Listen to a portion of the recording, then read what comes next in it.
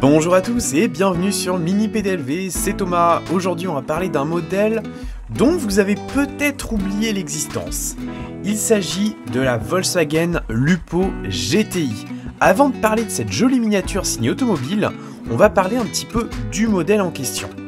Déjà, Volkswagen a souhaité, on est au tout début des années 2000, élargir sa gamme en la tirant vers le bas. Pour rappel, le contexte économique à cette époque-là est plutôt pas cool et les petites voitures se vendent très bien. La Volkswagen Lupo, c'est donc le tout petit modèle de la marque qui mesure bien moins de 4 mètres, mais qui vise justement à toucher une clientèle d'urbain. Jusque-là, pourquoi pas?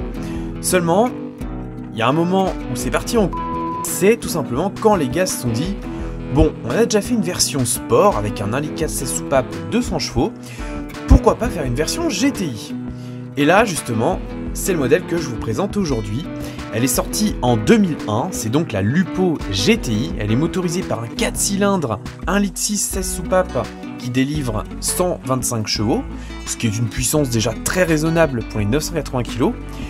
Et donc, on retrouve une panoplie d'équipements typés GTI, ce qui signifie, par exemple, une calandre en nid d'abeille, des logos GTI à l'avant, à l'arrière, une double sortie d'échappement centrale, des jantes en 15 pouces qui abritent des disques de frein à l'avant et à l'arrière. On a une sellerie type GTI avec des motifs écossais et on a ici une très très belle couleur. Là, c'est le bleu Raven que j'aime vraiment beaucoup et qui s'apparente un petit peu à une teinte nacrée puisque en fonction de l'éclairage, ça tire un peu vers le violet. Pour l'anecdote, cette voiture-là, elle bénéficie de plein de composants de la version Lupo TDI, la version mazout donc, tout simplement pour gagner encore du poids. Ce qui fait que sur la balance, elle ne pèse que 980 kg, ce qui est quand même très raisonnable.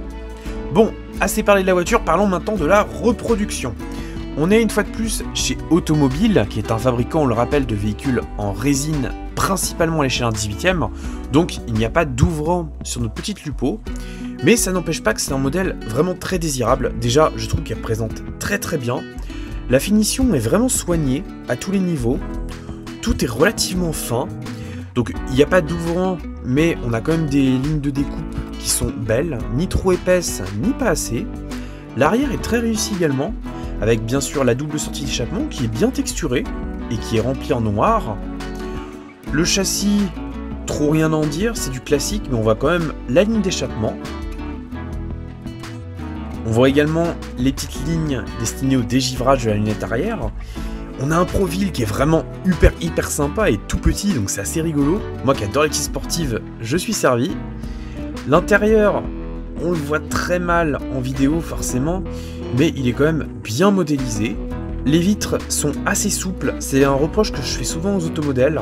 Bon, c'est pas dérangeant une fois en vitrine. Les jantes sont sympas également, les disques de frein, je sais pas s'ils sont vraiment en métal ou pas, mais ils rendent vraiment bien, la texture est parfaite. On a de beaux centres de roues. On a une version qui retrouve les jantes à 6 branches classiques, qui lui vont, je trouve, super bien. La peinture est également très bien appliquée, elle est très fine.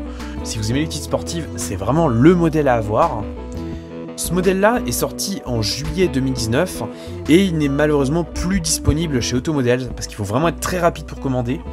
Il faut savoir qu'il n'y a que 1500 exemplaires numérotés qui ont été produits.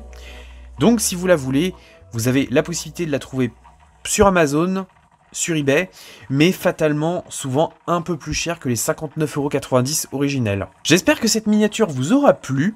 Vous aurez également remarqué que nous avons un nouveau décor qui évolue maintenant de plus en plus. Il ne reste plus qu'à recevoir tous les éléments qui vont l'habiller sur les côtés, mais également à finaliser cette partie-là. Je ne vous en dis pas plus, vous aurez l'occasion de le voir très prochainement dans nos prochaines vidéos. Je vous dis à très bientôt, soyez prudents sur la route et passez un bon dimanche.